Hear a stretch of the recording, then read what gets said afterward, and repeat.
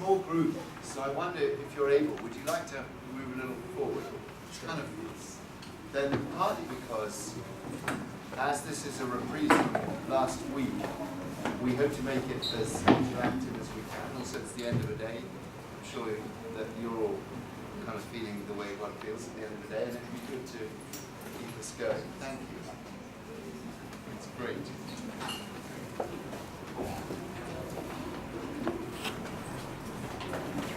What I'd like to do is anchor what we're going to talk about. Come on in and come up forward. You know, we're embarrassing everybody, but in a session about how the material world matters, we've got to get the geography right. This is very unless you absolutely hate it. We're going to anchor what we think about today in an extraordinary passage from Paul's letter to the Colossians. And I've asked Miranda if she'll just read that for us.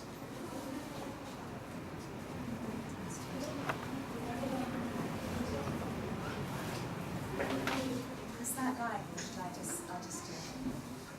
I think everyone Can you hear?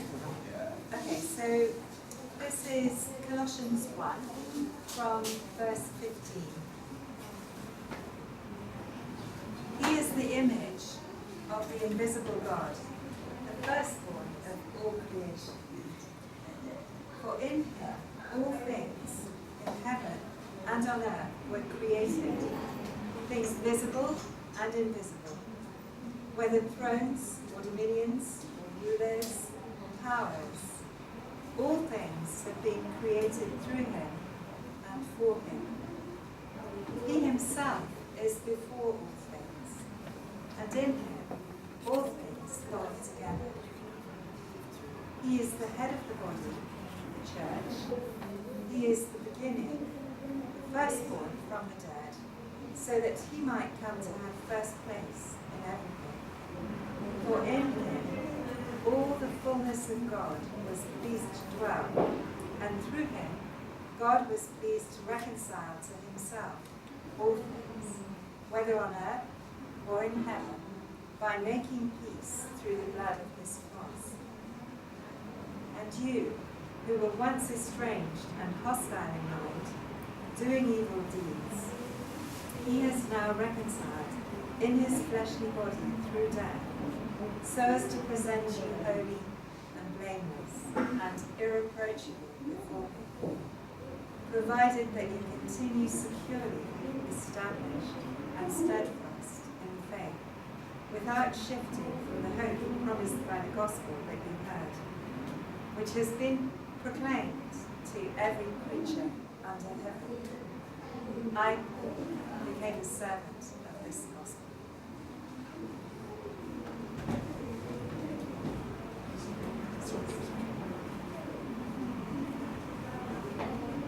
So I've been asked to use the mic. I hope that helps, and the background noise. Now, again, I'm in kind of embarrassing mood tonight, but it would help me just to know who was able to be here last week and who wasn't. I know Chris and Rita, we were, and but basically nobody else. Is that right? Well, that's good to know, and it slightly changes my thoughts. Really.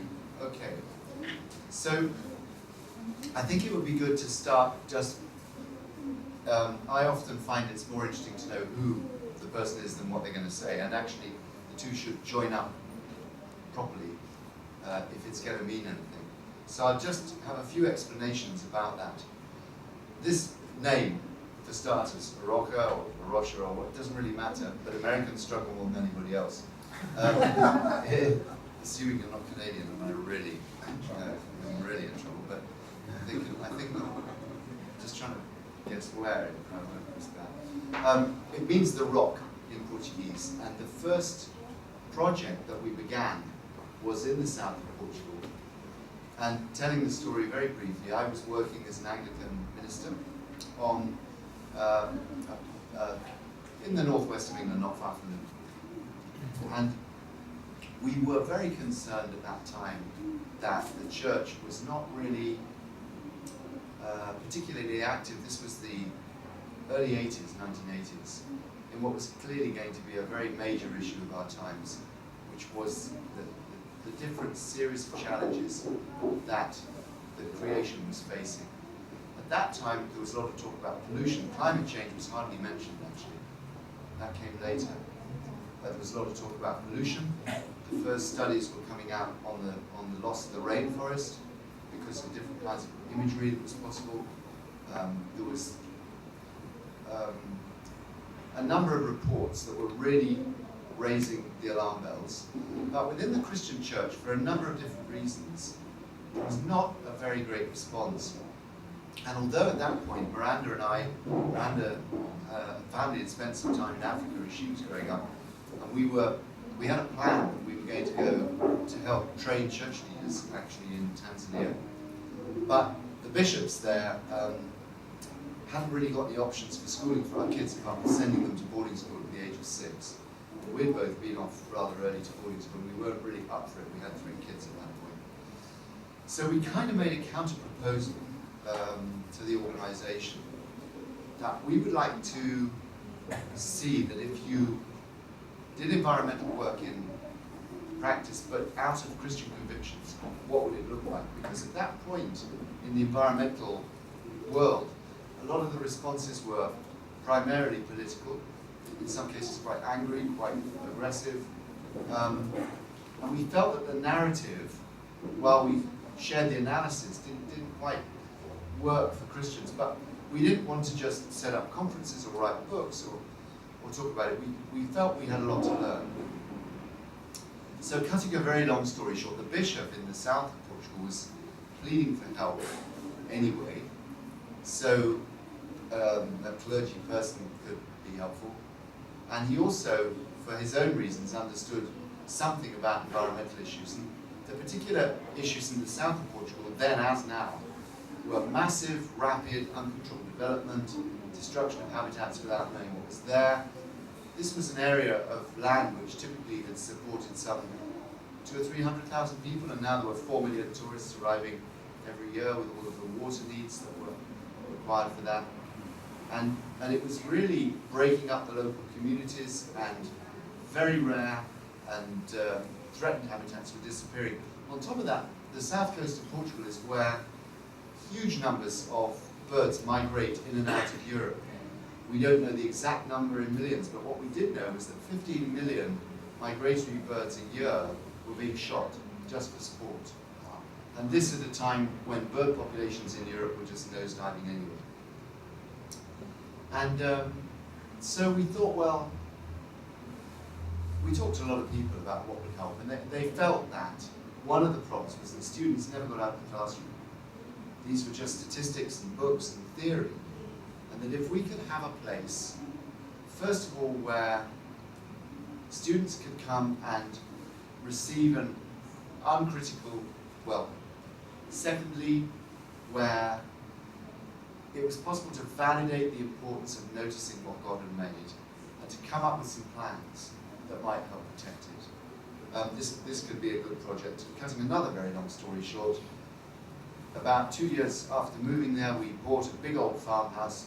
We moved into the apartment on the top floor, and downstairs there was space for, I don't know how many it got to really, but it was supposed to be about 14, but Portuguese and planning doesn't kind of go there, so, you know, people would turn up with extended families and all kinds of people in the middle of the night, because for some reason the Portuguese still like traveling at night. I think it goes back to their sort of Arab inheritance or something. So there was a terrible train called the Ghost Train that used to get in from one of the main university towns at 2 in the morning, and everybody would walk up the drive and bang on the door, and you had to make soup. Because that's what a Portuguese person likes when they arrive from a journey, is soup. Okay. So we didn't think we were doing anything particularly kind of earth-shattering. We were just in Europe's toe of the sock. It's the far corner, nobody speaks Portuguese, and we just got on and did that for 10 years. Bird banding, surveys, fighting developers off this estuary, which was supposed to be protected and wasn't, helping other conservation, you know, a whole bunch of stuff, things to do. But what happened in the meantime was the internet.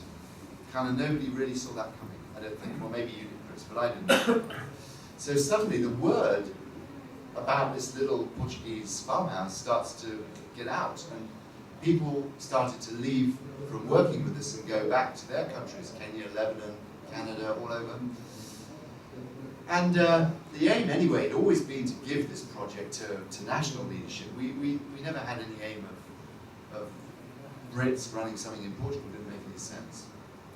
So to the great grief of our family, we moved on after 12 years, and Portuguese leadership took over. And Miranda and I started living out of a suitcase for nearly a couple of years, going around the world talking to people who said, well, could we do this where we live? And visiting a few other countries like Zimbabwe and Argentina and elsewhere where people wanted to do things, or there was some interest. And at the end of that, and it would have been better if it had been at the beginning, but at the end, we moved to France and started another one. But by then, there were 4 or 5 projects going on, and essentially now there are Arosha projects that have sprung up in 19 different countries around the world, and they all do different things. We don't have a global, you must do this thing.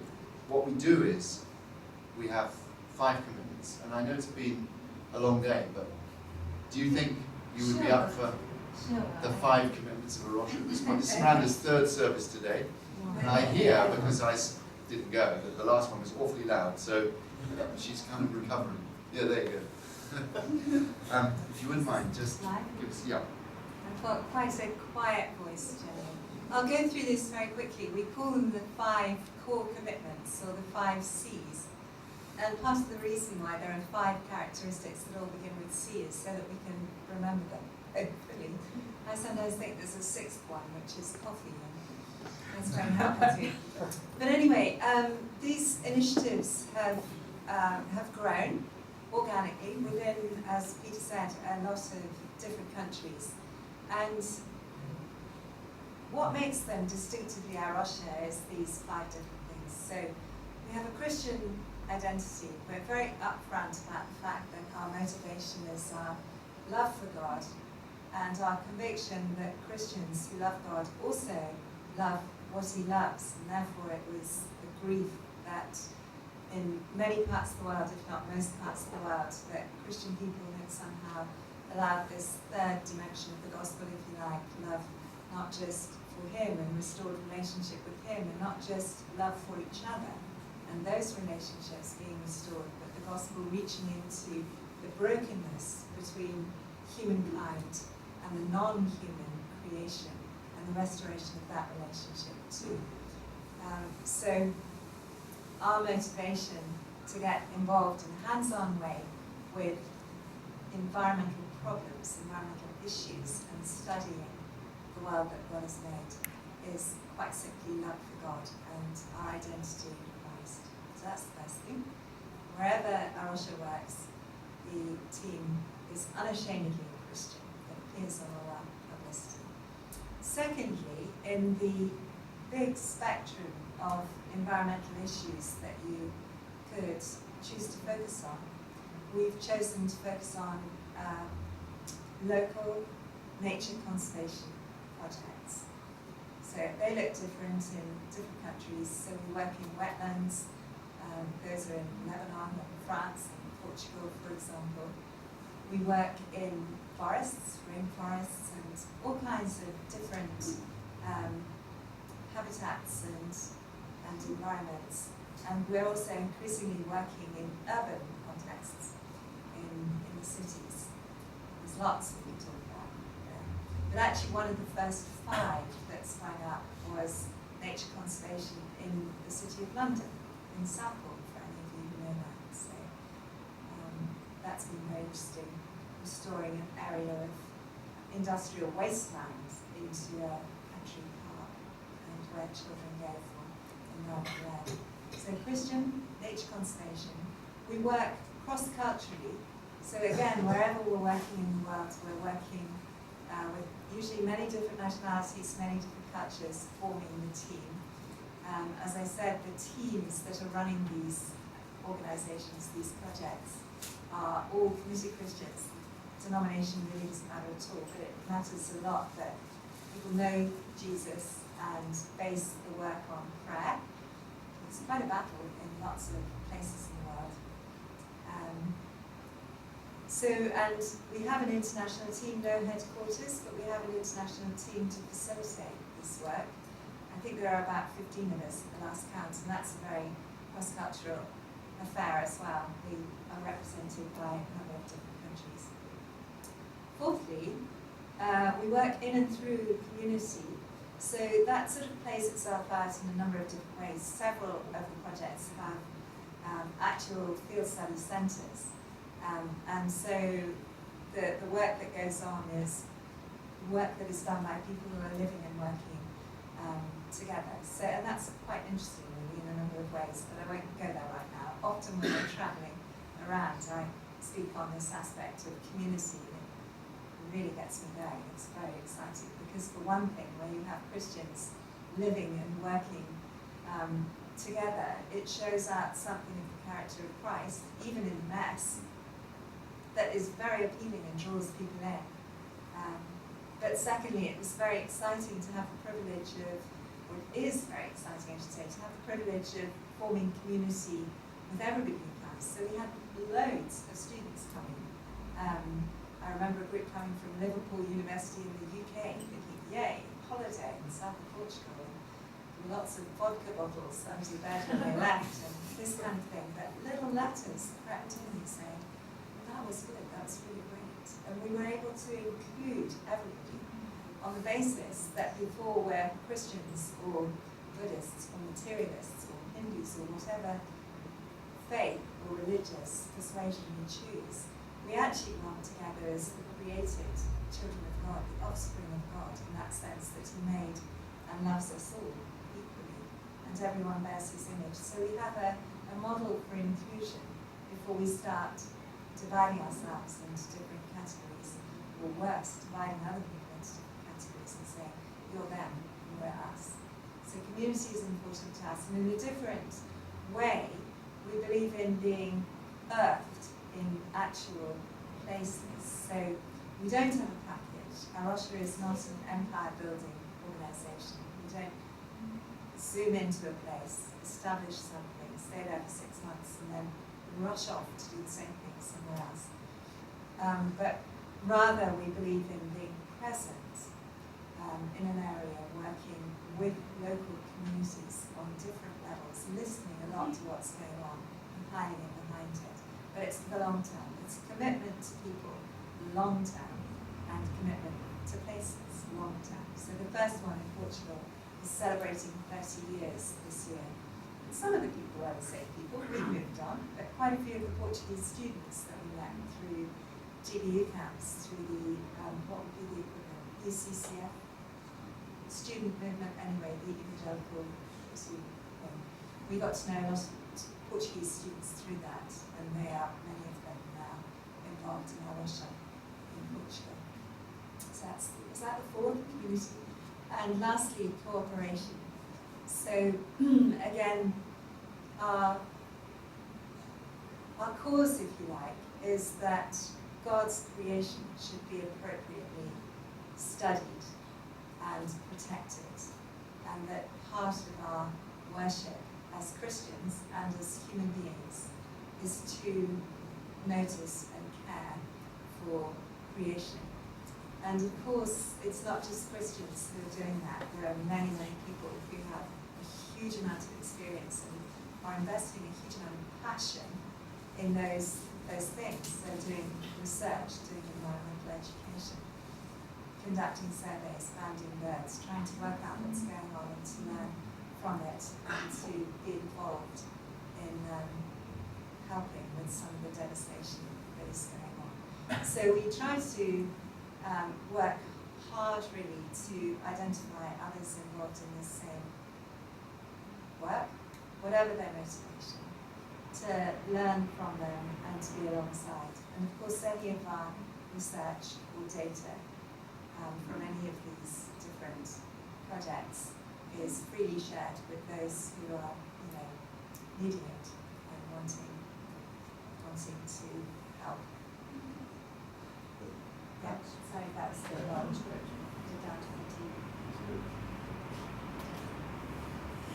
So what I'd like to do, I was thinking before I came about which one to show you. I think it'd be nice just to give you a snapshot. We're very fortunate tonight to have 3 colleagues with us. Melissa Ong from Singapore, who for some years now has been traveling the world making the films about Arusha as she sees it.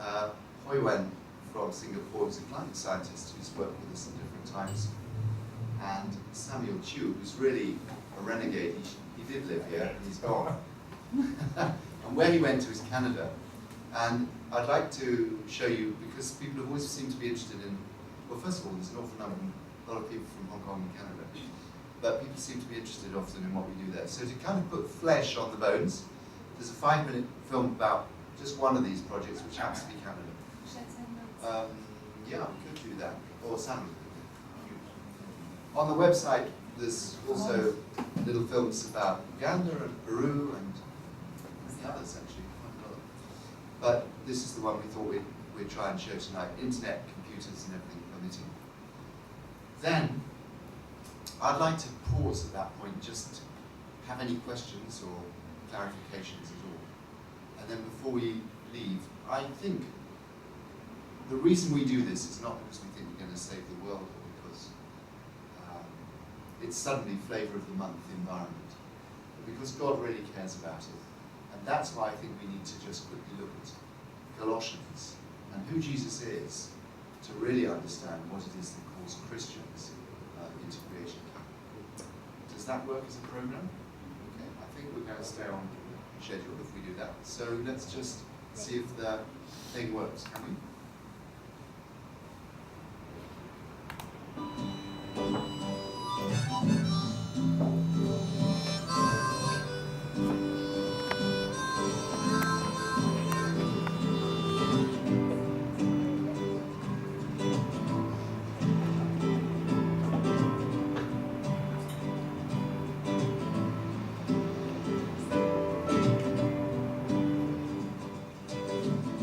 Welcome to the Arusha Field Study Center in beautiful British Columbia, Canada.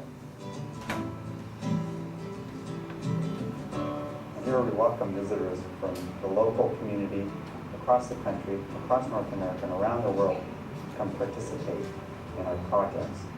They include practical hands-on conservation initiatives like restoring salmon streams, monitoring bird populations in the Little Campbell watershed, or environmental education programs where we welcome school children from across the lower mainland of British Columbia to come. We've seen over 2,000 kids a year come to the center.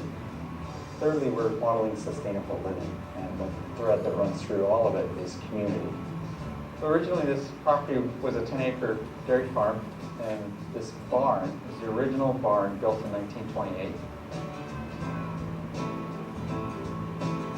And then this house off this side is the original farmhouse built in 1929.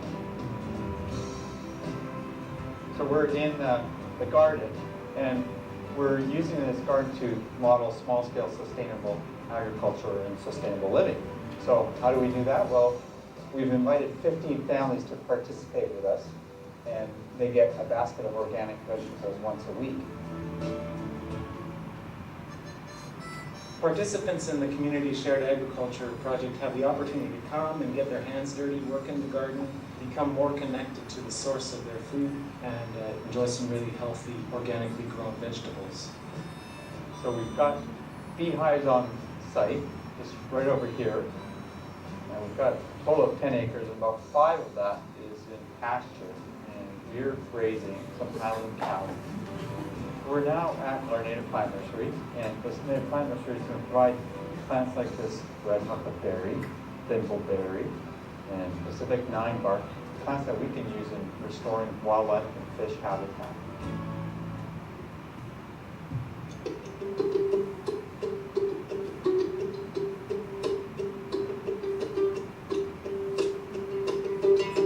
So we're now in what we're calling a living classroom on the northern half of the property. And what we're doing here is doing a sort of a large-scale naturalization project. We're restoring some of these ponds and planting a lot of native plants and removing invasive plants. It's a wonderful privilege to have so much diversity on such a small property, and I think that's what makes this property so unique.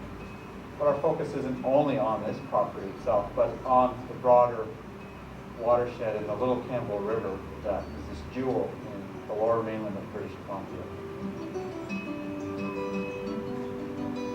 So one of the things that we're doing on site is we're trying to enhance and provide wildlife habitat. And what we've done here is restore or daylight a little stream, and this one runs into the Little Campbell River. Small streams like this are really important for salmon and for salmon rearing and spawning habitat. There is a familiar saying that says you cannot care for what you do not love. But how can you love before you understand the object of your love? So the vision of the Pembina Valley Field Study Center is threefold: to encourage a personal understanding of creation and our place in it, and to develop an appreciation for God's creation, and then to demonstrate in practical ways what it means to take care of creation. We want to provide environmental education for all ages and initiate local community projects as well as partnerships with community groups and individuals. One example of this is the raptor monitoring program, which we've done for a couple of years in our area.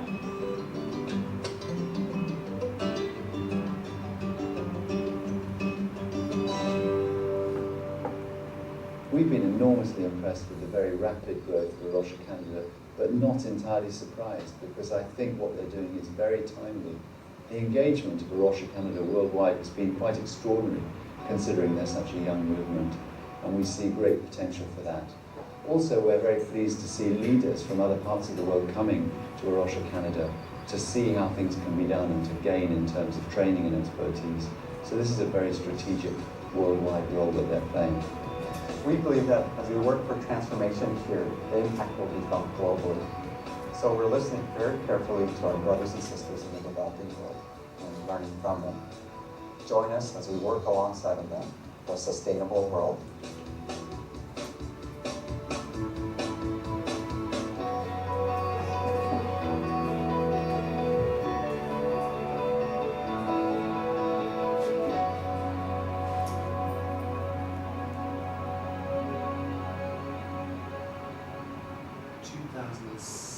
I see.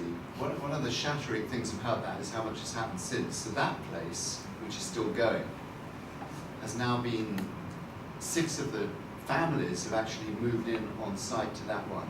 We've been given a huge place just upstream, which is now housing 14 volunteers and about another 6 families. And there's a whole, well, and also a massive urban development has gone in around the first site, which is quite typical of that area. So it's very, very dynamic. Makes your job a bit of a nightmare, actually, because you've got to keep it up to date. But I think it shows how fast things are developing all over the place on in this kind of work. So I did give you a bit of warning. Are there any questions, or does anybody have any? Yeah, go for it. Can you tell? I mean, obviously we live in Hong Kong. Yeah. One of the most crowded urban cities. How can we relate to that within the city? I did it slightly provocatively because that's probably one of the more rural ones to show you. The first point to make is 80% of the land area of Hong Kong isn't. So I think one of your value added for people in the city here is that whereas in Southall there was no option of getting anybody out, really. Here, I got off the tube station, or whatever you call it, here yesterday, and within 2 minutes saw a totally new species of bird to me, and I was in sort of secondary forest. So I think that's one thing that should make the church in Hong Kong think, is it's actually, although it's densely packed and very urban, and New York has the same advantage with Central Park actually, it is possible to give people a sense of another reality. And I think that that's something that should be giving everybody pause for thought. On the other hand, you've got some alarming statistics. When Samuel left 25 years ago, 30% of your food was grown here, it's now 3%. And so the high value of productive land needs to be on everybody's minds. But there is this fascinating urban farming, urban gardening movement now all over the world. Our own daughter in Southall in the East End of London is growing food in the church grounds. And I think that there are very creative ways of greening spaces and greening the city. Miranda just mentioned the urban A Rocha reality. In 8 cities of the world now, there are actually A Rocha groups meeting and praying about what that might look like. Part of it seems to look like living in some form of community, having some kind of a shared life, sharing resources, growing food locally. You're growing what beans on your balcony in Singapore, is it? What do you grow on your balcony in Singapore? All kinds of stuff. No, I just grow sprouts in my kitchen. Oh really? Beans on the balcony last Yeah, time I one was there. time, yeah. Yeah. But there are things that one can do, I think, even in the city. Yeah, I mean, there's a lot going on here. I mean, there's bee farming on roofs, Yep. people It's quite growing cool, right? herbs and beans and chili and things. But there isn't anything that pulls any of that together. I mean, Hong Kong, the biodiversity of Hong Kong is one of the most amazing in the world, actually. And the university here has a really good department Yep. on it, but it doesn't get out to the general public. They're actually not aware of Yeah. you know, the value of what we have here. Yeah. There's Well, small pockets of it, but there's Yeah. no concerted. Well, I think, to be really honest, we don't ever turn up and say to people, you should do this, you should do that. Yeah. But we're Christians, and we think God cares about it. So what is happening is that the word is getting around, and then local people in all these different places, and some of them are quite a lot worse than here actually, like Lima, where there's a fantastic project going on now, are inspired by the Lord, I think, to come up with some very creative solutions and show a different way of living. But we don't go around telling people what to do. We just have those commitments, and if people feel they share them, then we get involved. That's how it works. But what seems to be very true, and Samuel alerted me to this before we very first came the first time, is it's really on the agenda here for a number of reasons: food quality, air quality, concerns about this, that, and the other, land issues. It's a part of the world where there are some places I go where this is kind of new, but here it's certainly something that the church, I think, needs to be bringing their distinctive take on and seeing what happens. Thanks. Other comments or questions? Yes. Are they constantly hiring for volunteers in that service center? Because I'm thinking of if I go back from Canada for summertime, maybe I can kind of work someone. You'd be most welcome. They do. I have to warn you, they get pretty booked out. We tried to place somebody for this summer, I think. Samuel, did you say they're fully booked this summer already? Or Yeah. This summer. this summer, I think they are.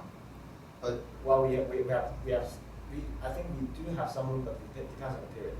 okay. Yeah. But certainly, and on our website, arosha.org, or the Canadian one is actually arosha.ca, but you can click on which country you're interested in. There's a thing called Getting Involved, and just have a look and see, and you would be welcome. And you don't have to be, I mean, I'm not a scientist. You don't have to be a scientist to get involved. People can bring what gifts they have. You're very welcome. So do existing sort of conservation groups invite your involvement to bring them up to speed more, or to make them more effective? Well, I don't know about or- bringing them up to speed, but we can partner with them to do things they can't do. Right. So I could give you multiple examples, but we actually try not to work unless it is in partnership. We have in different countries a different niche for different things depending on where our expertise lies. But I think one thing more broadly speaking, if you've been tracking the development of the conservation movement globally over the last few years, is there's a much higher realization now that at heart conservation is a human problem, that people are the issue. And because people are the issue, what they believe is the issue. Because if we believe the world is raw material for economic growth, we will make a desert of it. And where biodiversity is at its most concentrated and threatened is in the global south, which is a religious part of the world, for better or worse. And we've actually mapped, last week I showed the map of biodiversity hotspots, which are about on 2% of the planet's surface, a bit less. And that's where 70% of the world's biodiversity is concentrated. And who lives there and what they believe? And very often they're Christian groups who are the main stakeholders in surprising places. So northeastern India is, in Mizoram, is pretty much all Presbyterian. Papua New Guinea is more or less 80% evangelical. The Cape Floral Kingdom in South Africa is very deeply Christian. And if you're going to work with the communities there, you have to work with the faith communities. And secular environmental organizations sometimes feel very ill-equipped to do that and to understand the motivations of local leaders. And so sometimes we partner simply to facilitate that discussion and to mobilize those constituencies. And it's a very, Brazil, for example, the Minister of the Environment until recently was ordained missionary by her church the day she was made Minister of the Environment, then ran for president actually recently, got 20% of the vote, and is going to run again this time. And she tells us, you know, there's 40 million Christians in this country who haven't thought about the environment yet. So a Hosha, as they call it there, says the most important thing we can do is teach the church. Okay. You know, so yes. But we have a lot to learn too. You know, everybody's learning.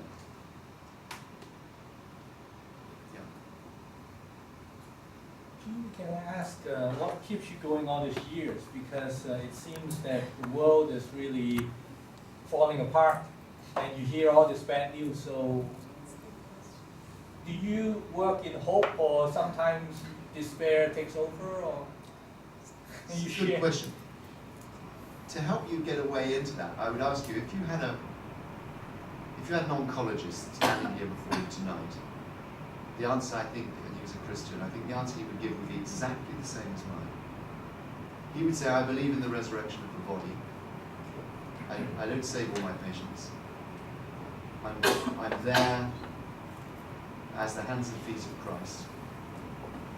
I bring what I can, but the real hope is the resurrection. Now, I would say exactly the same. And in fact, it's a nice segue into Colossians in a way, because when we hear about hope in Colossians, we hear that Jesus is the firstborn of all creation. And I think the resurrection of Jesus' body, and remember that was the first new, renewed creation anybody touched, is the sign of hope that keeps us all going. And so what keeps us going is that this is Jesus' world, and in the mystery of suffering and loss, he renews us every day to be like Jesus within it. We win one, we lose one. Actually, we lose two and we win one normally. And we've had a lot of grief, like a caring oncologist who loses a patient. If you know the complexity of a place and the bulldozers move in, you grieve. Particularly if it's been achieved through corruption, particularly if it achieves nothing for the local community and blows their life to bits. 50% of the teenagers in our Portuguese village by the time we left were on drugs, and it had all arrived with the tourist industry. The land was abandoned, and the prophets used the word grieving. The land mourns. This is emotional for Christians, but it's God's world, and he calls us to do it, and we do it for him. We don't. That's what it is to be a Christian. Jesus said, pick up your cross and follow me. He didn't say, let's have a picnic. So I think it's just a new area of work, but it's a classical theology of suffering that Christian environmentalists carry with them in their work. And if you want a prophetic word, I don't think a Rosha has seen the half of it yet, because we've had a death recently. Our Indian team leader died of a cerebral hemorrhage. He was an elephant-human conflict specialist. We've had serious accidents, we've had things happen, but we haven't had anybody killed for what they do, but that's coming because some of the places we work, it's very inconvenient to raise the cause of God's creation. So, Miranda sometimes quotes Annie Dillard, who said you should wear a crash helmet to church. This is not, this is not a safe gospel. And it's meant to touch the ground. So, I'm going to read Colossians. We've got 10 minutes just to pull out one or two of the things from what Miranda said. Christian mission has often been framed as what do people need and how can we give it? And you end up then with a hierarchy of human need. And of course you end up saying, well, people matter more than tree frogs. And it matters more that people get saved than that they get fed. And you end up with this very unbiblical hierarchy of needs. But actually, the biblical framing of being sent by Jesus is, it starts with a different question. Not what do we need, which is a humanist question, but who is Jesus the Lord that we're following? And Paul says he's the image of the invisible God, the firstborn of creation. We could spend a lot of time on that. Samuel gave a magisterial talk yesterday on what the image of God means. But essentially, at its heart, it means here's God with us, showing that everything around us is God's temple. It's image languages. And Jesus is here to show us it's God's world. The firstborn of all creation, we've talked a little bit about that extraordinary phrase. Why firstborn? Because until Jesus, nothing got resurrected. But the Bible tells us it's not just going to be the resurrection of the person, it's the redemption of all creation. Excuse me, I'm not sick, it's air conditioning. We don't have one of it in Wiltshire. Yeah. And then it goes on to say, in him all things in heaven and on earth were created, visible and invisible. All things have been created through him and for him. That's a counter-narrative that is huge in our society. It's for him. So, simple things. You drink water, you breathe air, you do anything. It's his, it's for him that you're dealing with. Somebody lends you stuff. If you're missionaries like we are, you borrow stuff all the time. And trust me, I read my children the Riot Act because it's not our stuff, we're going to give it back, so don't bust it. You know, this is not a hotel room that we're going through in this world. This is something belonging to the Lord we worship. So how we treat it tells a lot about who we think God is. A friend of mine once said, you can't say you love Rembrandt and trash his paintings. And this is the challenge to us. So, all things are created through him and for him. And then actually we get to this cost thing towards the end. I'm skipping over a lot where it says Jesus is the head of the church. And it says that in all the fullness of God was pleased to dwell in Jesus, and through him God was pleased to reconcile to himself all things, whether on earth or in heaven, by making peace through the blood of his cross. So it's not easy. Earth peace doesn't come cheap. Earth peace is possible, first of all, because Jesus knows our world, came here, suffered and died, to draw in the whole creation into the hope that the children of God have. That's what Romans tells us. So it doesn't come cheap. But it's absolutely possible. And so we do work in hope, yes. And we do see miracles and fantastic things happen. Time fails me to tell you. I'll just tell you one. The judge, in a typically corrupt legal system in Portugal, and faced with a violent client who was wrecking this estuary, was given a diagnosis of cancer and thought, well, what the heck? And gave the guy an extended, a suspended prison sentence for environmental crime. And it had never happened before in the legal system in Portugal. Just close to home.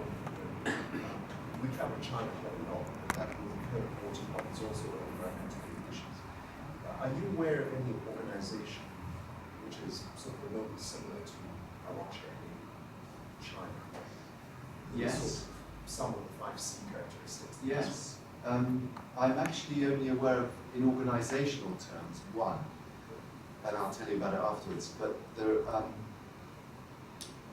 there is a lot of signs of real stirrings within the Chinese church about this. What we're desperately short of is resources. A brother who we met this week, who is Chinese and works there, told me that he doesn't know of any Chinese language materials that give the biblical basis for getting involved in environmental work. And so there's a really urgent need to see materials appearing out of the Chinese experience and in Chinese. So that's one thing. But we have a lot of relationships there now. Plenty of invitations, but we're just terribly short of resources. But we think that this is, for the global church, absolutely essential, and for the global environment essential, because many of those leading corporations and finance efforts are Christians, and if they lack this perspective, they won't necessarily conduct their business as a Christian should with regard to the wider creation. So it's critically important. Our Kenyan team talk to Chinese people a lot though, because they're building all the roads in Kenya, and often they're wearing "We Love Jesus" t-shirts. So they're having one of the great ways to talk to Chinese believers about the environment is to invite them to our Kenyan Field Study Centre, because they're just mending the road there at the moment. But yeah, the world is an interesting place these days, isn't it? It's great. We'll chat again in a minute. Thanks for your patience. Any of the gang want to say anything else today? Can I say just one thing? I didn't necessarily finish with this, but sometimes, This is mine. Go on. okay. Sometimes, when we're going around and talking to groups of people, you can see people glazing over if it's in a, I'm not saying you are, but if it's in a church or a group of Christians, and they're thinking, well, it's not really relevant to me because I'm not an environmentalist.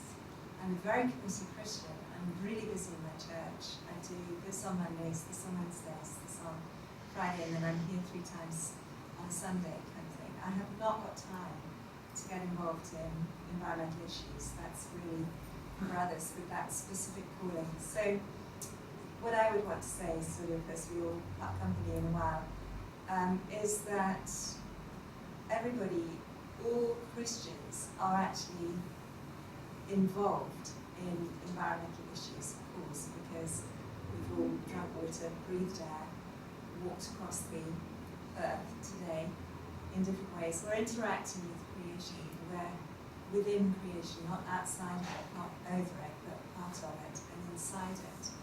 And we have a relationship with the environment, all of us. It's amazing how that fact goes missing, so that we think we can get involved in the environment. We're actually part of creation.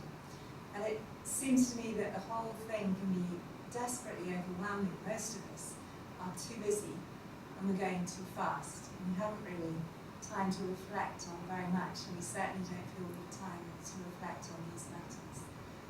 But I think it's worth thinking about not being paralysed by the scale of the problem, but thinking, if I am a child of God, let me relate, even at the level of cleaning my teeth, to Him as the giver of clean water.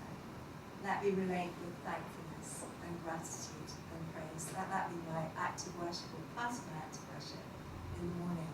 So it does, we feel, that environmental campaigning, if you like, begins with worship and moves into prayer. And then there are, of course, all the, there's the research and the surveys and everything that needs to be done, and there's hard work that needs to be done. But all of us begin in gratitude to God, not just for the food we eat, but probably most of us say grace before meals. A friend of ours suggested giving thanks before we fill up our cars with petrol. Why do we stop at that food? There's so much to give thanks for. So not to be overwhelmed, but just to respond in tiny, tiny ways with thankfulness and gratitude and praise. Just a thought.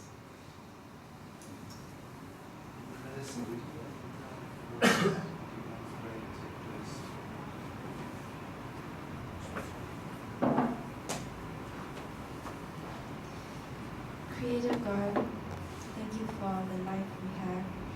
In you we live and move and have our being.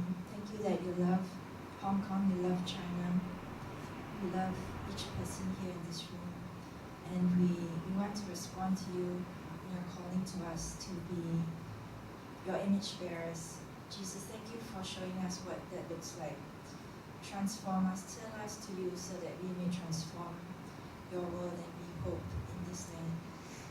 This land that is grieving and mourning for your resurrection and shalom.